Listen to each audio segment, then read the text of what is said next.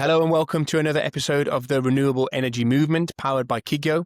Today we've got Francisco Díez. Francisco was formerly head of business development for SolarPack, although now he's currently pursuing some other ventures. Before SolarPack, he worked for quite a long time for Canadian Solar and has got some pretty deep experience in both the LATAM markets and the European markets. How was that for an introduction, Francisco? Sounds great. Pretty good. All right, nothing to add. That's good. Good science. Like always, let's start directly at the start. Quite unusually to some of our guests, you've spent your entire career working for international renewable companies. How did it come about? So thanks a lot, Tom, for having me here. A real pleasure, as always. And happy to share a little bit of my history. So I started back in 2009, probably a little bit by chance. I was not particularly looking for a position in renewables. And back then, probably it was more of a niche sector, not crowded as we find it today. I had been kind of predisposed to renewables. I had a couple of subjects at high school when I was younger, before university. And I can say I probably made the right decision to enter into this fascinating sector. And I started in 2009 with Renovalia. That was a mid-size IPP in Spain. Definitely an interesting position to start with.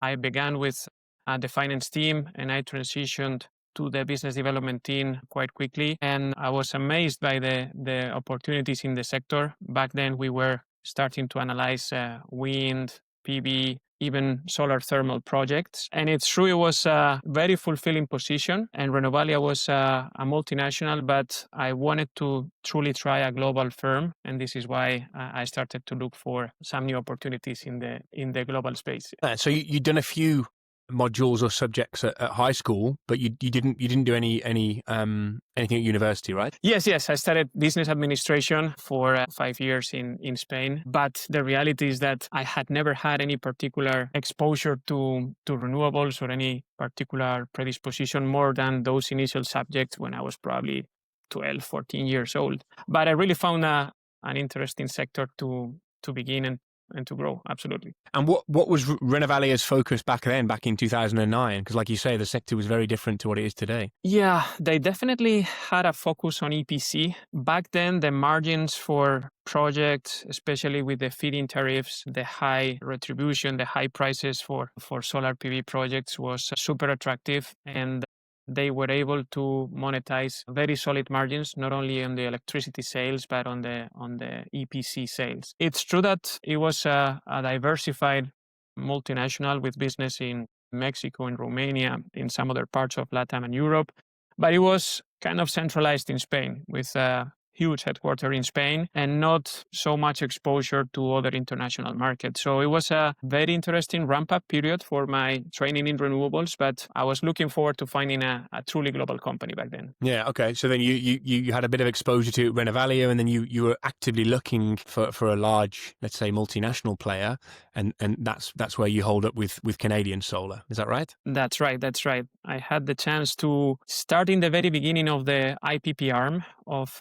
Canadian Solar, what today is Recurrent Energy. So I joined the company in 2012. I moved to Munich, Germany. I had the chance to live in a fantastic country, to find a very young and very committed set of teammates back then. And I had the chance to kick off the markets in Europe, especially UK, Germany, France, and partly Spain. That at that point in time was a little bit immersed in a post-crisis period, but it was extremely fulfilling to begin the business at global level with the global team that we initiated in Canadian Solar. And I had the chance to relocate to Spain some years back and to kick off the business in one of the most promising regions that was Latin America. So I changed a little bit the role, more towards business development, more towards general management.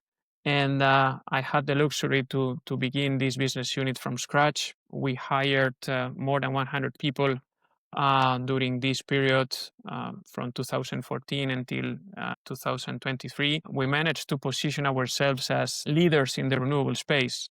We awarded more than 5 gigawatts of PPAs between Brazil, Mexico, Chile, Colombia, Argentina, and Puerto Rico. And it was amazing to see this business unit growth. Yeah, I mean, I think a lot of people not in the industry are not aware of this, but how was it going from trying to develop some of those early EU markets into what was essentially much more of an established marketplace in LATAM at that time? Well, the truth is, by that time, European markets were kind of crowded. Probably they were exhausting the first wave of feed-in tariffs. I remember France, Germany, and especially UK, where it was extremely difficult to negotiate the acquisition of projects. They were extremely attractive, but at the same time, extremely high priced, very scarce. And the reality is that compared to that, you were seeing probably the boost cycle of those first waves in Europe. Compared to that, we had LATAM that was totally unexplored back then. It was an open field to go there, probably with some of the expertise that we had gathered in the European markets. A lot of people, lenders, engineering firms, advisors, EPC companies, developers, most of them started a trip to get to LATAM, taking advantage of the cultural linkage between mainly Spain, Portugal, with most of the Latin American countries. And it was fantastic because it gave us the chance to create teams from scratch, start the renewable culture back then in all those countries, and be pioneers in most of the renewable auctions that were taking place in countries like Brazil, Mexico, Colombia. Some others like Chile were already developed to a certain extent, but the reality is that we were able, for example, to award, I think it was 7 auctions in a row in Brazil. We were awarded in the first and the third renewable auction in Mexico, opening up those countries, setting the business from scratch, and being able to lead the ground, especially in volume back then, competing with enormous players like Enel, ENGIE, or any other of the large utilities from Europe. I would say it was extremely fulfilling. Yeah, I can imagine. And did you start as a sole contributor in that LATAM team, or were there a few of you? Yes, of course. I mean, when we started back then, it was myself and my boss that have been my boss for the majority of my time in Canadian, Alejandro. And basically, we started the region, the two of us. We managed to grow in the organization, and we were happily hiring sets of developers, engineers, finance people, HR people. So certainly we grew exponentially, although it all started with 2 of us. Yeah, and then you were incubating from Madrid, but you were hiring locals into those LATAM countries, or how did that work? Yes, it was I would say a very compelling start, but at the same time a huge challenge. First, because there was talent, absolutely, in LATAM, but there was no specific experience. It was almost impossible to find engineers or developers with more than a couple of years' experience, excluding let's say, the Chilean market. But yes, definitely finding people with the right talent locally was a challenge, and we were able to export a lot of talent that was probably idle or unused in the European markets that were kind of in a lower trend back then. So we managed to mix or to find a very attractive mix of people, experienced people from Europe and people with strong willingness to grow in the renewable space in LATAM. Absolutely. And then this is going a little bit fast forward, but did you then encounter it kind of switch the other way around a little bit, and a lot of those people that went from Europe to LATAM to do the projects were then coming back to European projects? Absolutely. I mean, definitely we were able to help a lot of people whose dreams were to move to the US or move to Europe. So many colleagues from the offices in Brazil, in Mexico, in Chile, Colombia, Argentina, they were able to relocate to our offices. Lucky us that we were a truly global company, and they were able to relocate to Europe or the US. Absolutely. And we definitely saw the rebalancing. So some years later, LATAM markets started to get crowded, and European markets picked up the pace that they had left for some years. And absolutely, when we left the business there, it was totally turned around. So we saw the growth not only professionally but socially in the sector in LATAM. Yeah, and a lot of the issues that we hear, like present day, 2023, 24, 25, about in particular grid storage. I know they're issues that LATAM again probably encountered a few years ahead. You've already referenced Chile a couple of times in this call, but Chile is one of the first countries to encounter such issue with overproductivity, right? Chile was definitely ahead of any other market in terms of solar and storage. So the challenges that they have been finding in the last 5 or 10 years are the challenges that we're finding these days in Spain and Germany. So it was great to see that in advance. Probably we could have prepared a little bit better, knowing what was coming ahead. But anyway, it was fantastic to see the first renewable and solar PPAs there. It was great to see and meet leaders that were able to establish the first hybrid projects in Chile too. So it was definitely a pioneering country, and not so many times in history you can find those cases and be part of them. No, exactly. I completely agree. And I often find it really surprising that, parts of Europe didn't learn from some of the mistakes that happened in South America. But I think in many ways, even people in the industry are not aware of how advanced countries like Chile. Truth being said, it's already some years. I think the first solar PPAs are close to 15 years now. So probably by 2010, 2012, first solar PPAs were being signed with large mining companies. And probably the first hybrid auctions were taking place almost 10 years ago. It was not a full 24/7, but it was kind of a mixed profile with 3 hourly blocks where you were obliged to deliver energy. So definitely pioneers, but the industry is growing in such an exponential way, and so many people is entering the industry in the last years that many of them didn't even leave that, right? Many of them were not even in the sector back then. So it's not so easy sometimes to transfer knowledge from one generation to another, right? Suppose I didn't think about it like that. It's so long that it's almost switched over. Definitely for our industry, right? Yeah, indeed.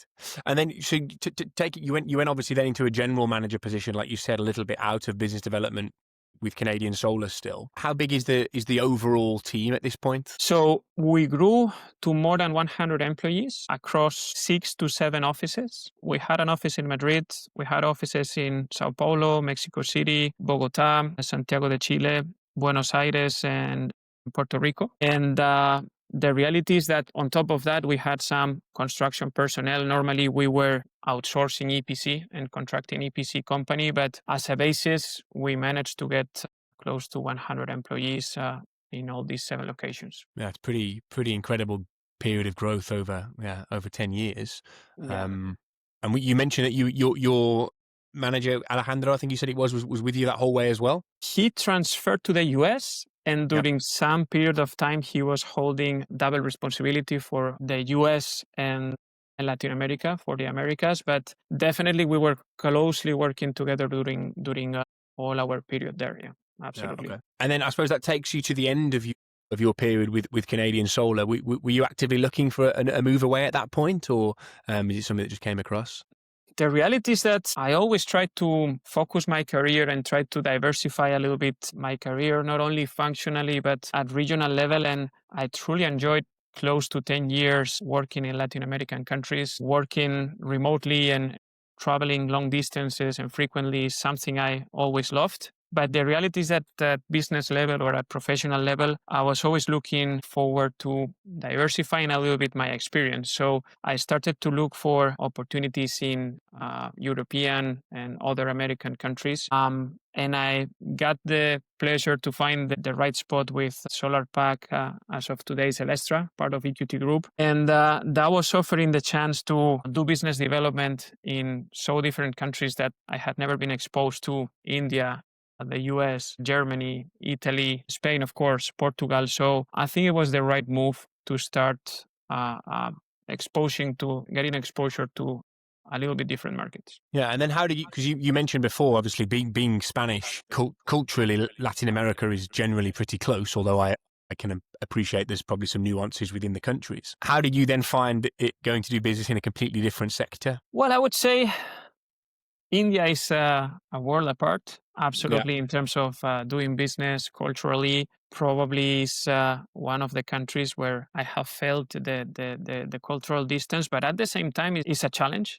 And when you see how prepared the workforce is and how aggressive the country is in terms of renewable and generation goals, it's another motivating factor. So although things are done differently everywhere, and there is definitely cultural difference, I can say I'm super proud of having been part of our growth in India, not only because of the people we met, the people we hired, but about the volume and the speed that they work at in this country. It's fascinating. So I would say that was the culturally more different country. But in terms of business, in terms of personalities, ways of interacting professionally, Germany, Italy are not that different to Spain. So it's true that language and culture in general, the linkage between Spain and LATAM is enormous. But in terms of doing business within the European Union, I would say there is much consistency. Yeah, good. And how do you then find the I suppose not issues with, but challenges with staffing, given that there is such a reliance on local language? Yes, that is definitely a challenge. I mean, Yeah. countries where you have extremely healthy labor markets, and I will exemplify with the US or Germany, it's absolutely mandatory to flexibilize, right? It's true that we were at some point trying to establish business centers in both countries. But when we saw the reality, we definitely flexibilized our view, and then we realized that we had to be open to multiple locations from our employees to flexibilize absolutely the way of working and the policies for office attendance. It's true that this is a challenge for all companies at present, right? To find the right talent and to make a consistent but flexible attendance policy and balance the working life and the personal life. And it's definitely a challenge where you cannot find the right talent or you cannot hire at the speed that you would like to, especially in countries like the US or Germany. So flexibility by all means, and at some point finding the right talent where you are able to find it. Yeah, indeed.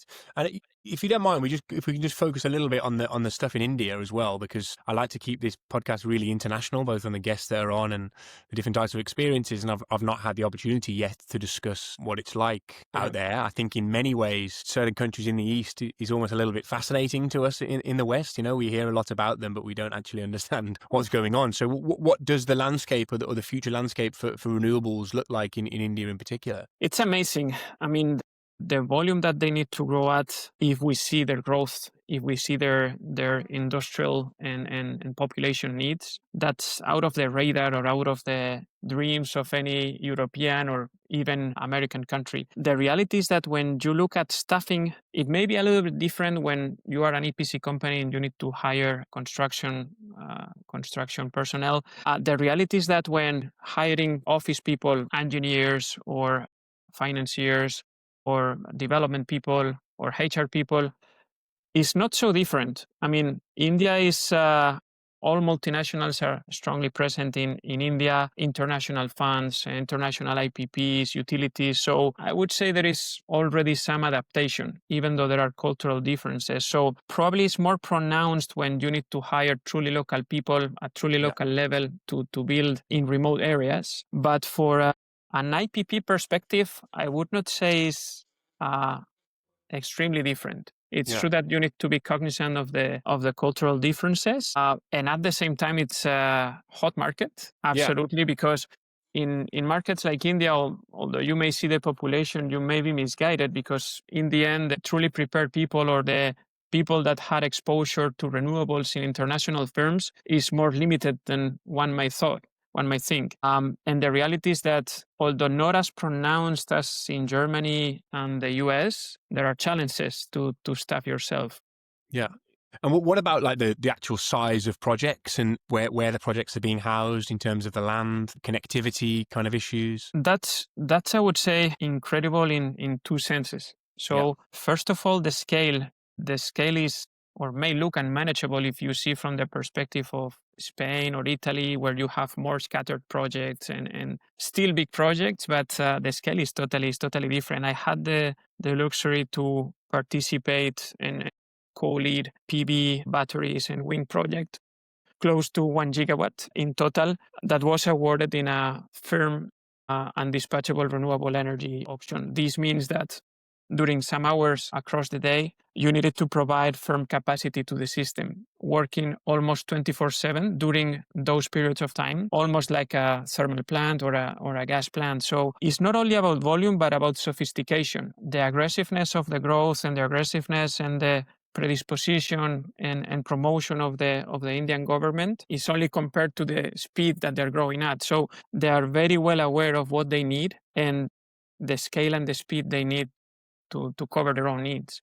So again, volume and sophistication, more sophisticated auctions, gigawatts and gigawatts being awarded every year and present all across the value chain with all main technologies. And there are, I don't know how it works, but there are subsidies offered by the government to local landowners as well and things like that? Or? So I would say it's an extremely competitive and open process. I am aware of subsidies and financial support to local manufacturing. It's similar to the trend that we are seeing in the US lately. They heavily promote local industry. And if you are not able to comply with local content requirements in terms of module production or wind turbine production, you may be mostly out of the market. At IPP level, it's a little bit different. I would say it's a little bit more agnostic in the sense that any international player, any IPP fund can establish themselves and participate and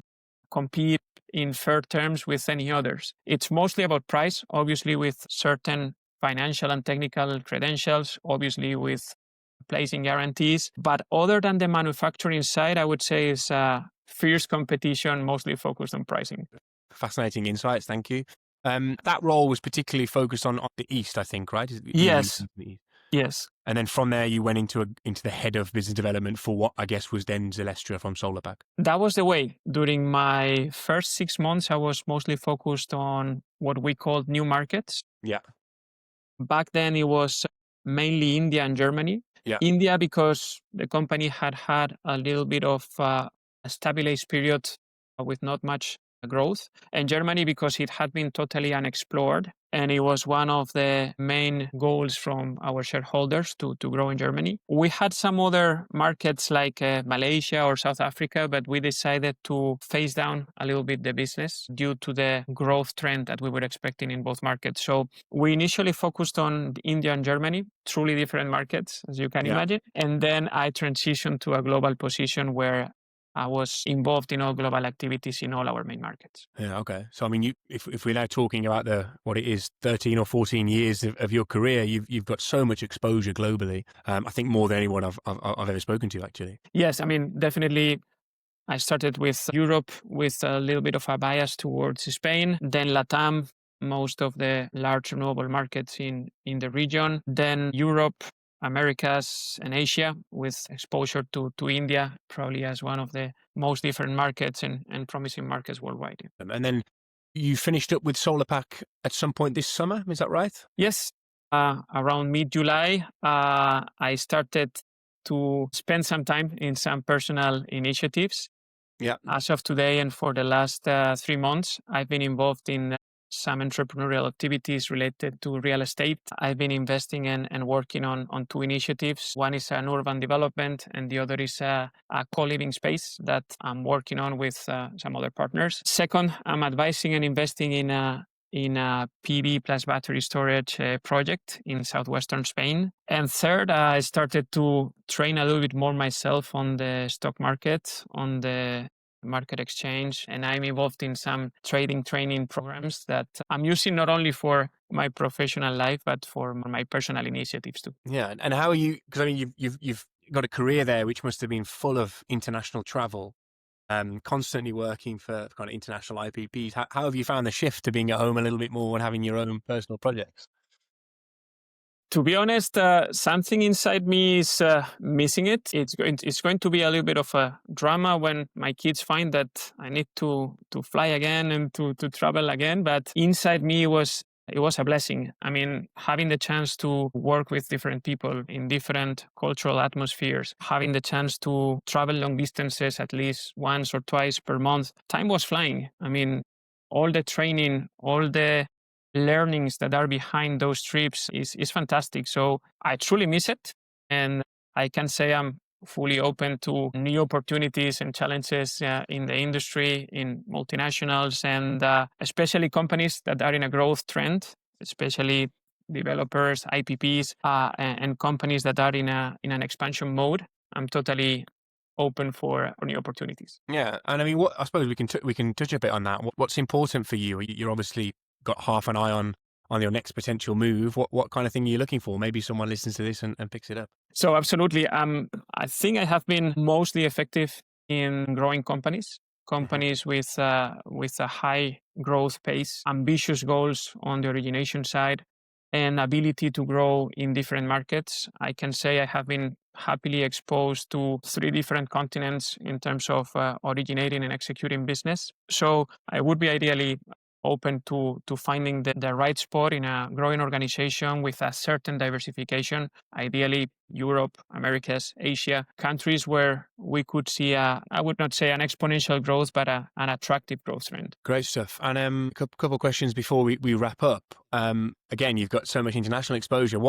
Give us 2 or 3 countries to kind of look out for in the next few years in the renewable space. Well, it's a difficult one, right? So definitely the US keeps being the main engine in renewables, together with China, leaving China a little bit apart. And given all the complexity of tariffs, local content, local labor, probably US keeps being on the top of attractiveness. Markets in Europe like Spain, Germany, Italy, the Nordics, Benelux, they continue to have their own challenges. And I would differentiate different levels of growth, volume, and segments, because in some of the markets, distributed generation may be an ideal positioning, and in some others, you still have the ability to develop and install large projects. Certainly those I would mention in Europe and Asia.